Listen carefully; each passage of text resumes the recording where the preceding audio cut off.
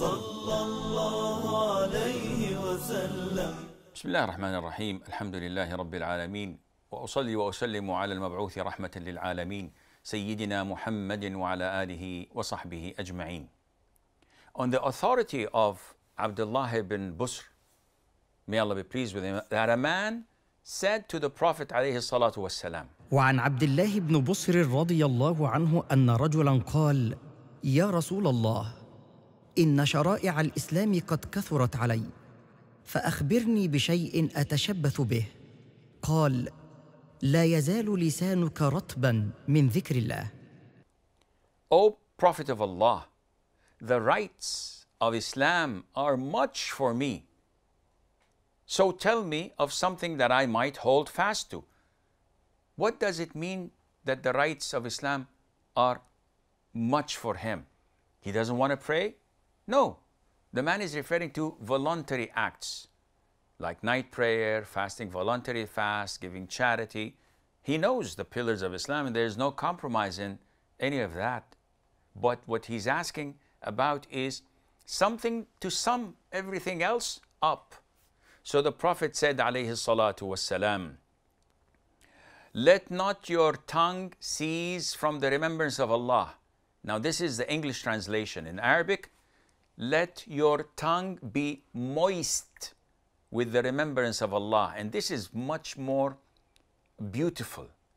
Though maybe the English speakers would not say moist. It's always moist. There's saliva in it. So, no, what was meant is that when you make dhikr, this is making your tongue moist, in the sense that if you don't make dhikr, it becomes like a barren land that needs water, that needs rain, that needs cultivation. But when you have your tongue moist by the dhikr of Allah, and how is that possible?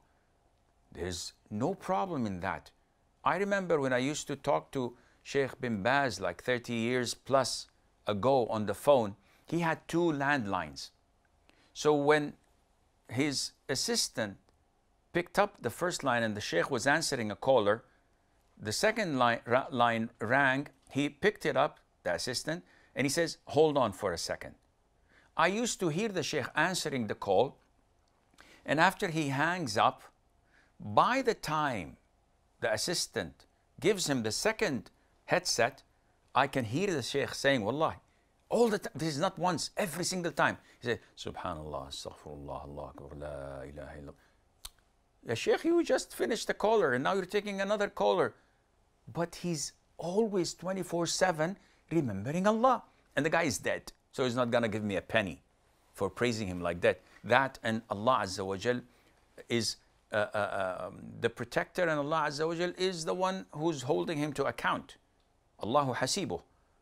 But this shows you how when dhikr becomes in your blood, when your tongue becomes moist with the remembrance of Allah Azza wa Jal, you would be a different person.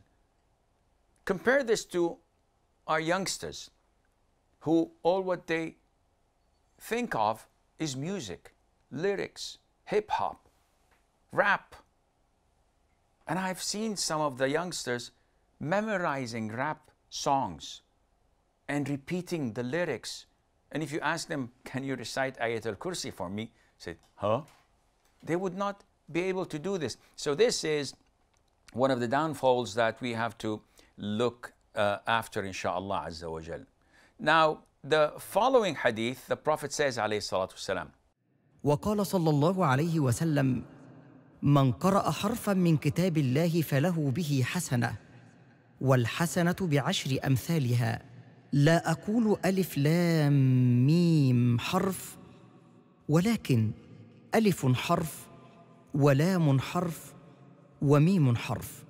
The Prophet says, alayhi salatu wasalam, whoever recites a letter of Allah's book has for it a merit, and 10 more like it. Not to say that alif, lam, mim are one letter, but rather alif is a letter, lam is a letter, and mim is a letter. Now, this hadith shows you the abundance of Allah's great rewards for remembering Allah, specifically for reciting the Quran. The Prophet tells us that Allah Azza wa Jal rewards those whoever do such a thing, that with each letter Allah gives them one good deed, one hasana. And this hasana is multiplied tenfolds. And another hadith up to 700 folds, and another hadith up to whatever Allah pleases Azza wa Jal. So, just so that there won't be any confusion, the Prophet ﷺ elaborated. He said, watch out. I don't say Alif Lam Mim, which is the beginning of like Surah Al-Baqarah, for example, is one letter.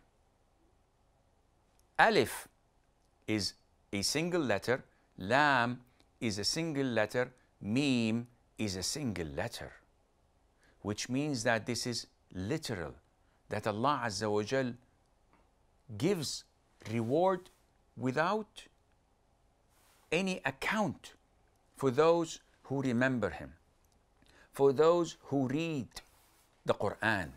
And of course, we know that the Quran is the word of Allah the Almighty, which is not created, and that it is made of letters and sounds that we hear and that we recite. And it also shows you how great the reward of Allah Azza wa Jal is. Now, having said that, it's important to know that the more Muslims are engaged with their book, that is the Quran, the better humans they are, the closer to Allah they are, the greater their rewards with Allah is, and the better quality of life with lots of blessing in it they would have. And again, we find that the Muslims have abandoned the Quran, left it behind them, neglected it. They took up constitutions, they took up worldly laws and ideologies, rather than accepting the Quran to be the word of Allah and to be their guide to the paradise of Allah Azza wa Jal. The more we're distant from the Quran, the more Allah humiliates us and makes us weaker and more vulnerable to enemies' attacks. But the more we are closer to the Quran, the better people we are, the better Muslims we are. And this is why the enemies of Islam try their level best to segregate us, to keep us as far as possible from the Quran and preoccupy us with anything else other than the Quran. I pray to Allah that He makes the Quran the spring of our hearts and to expand our chest with it, and He is capable of doing that. Ameen. With this, we come to the conclusion of today's episode. Until we meet next time, I leave you fi amanillah. Wassalamu alaikum wa rahmatullahi wa barakatuh. صلى الله على محمد صلى الله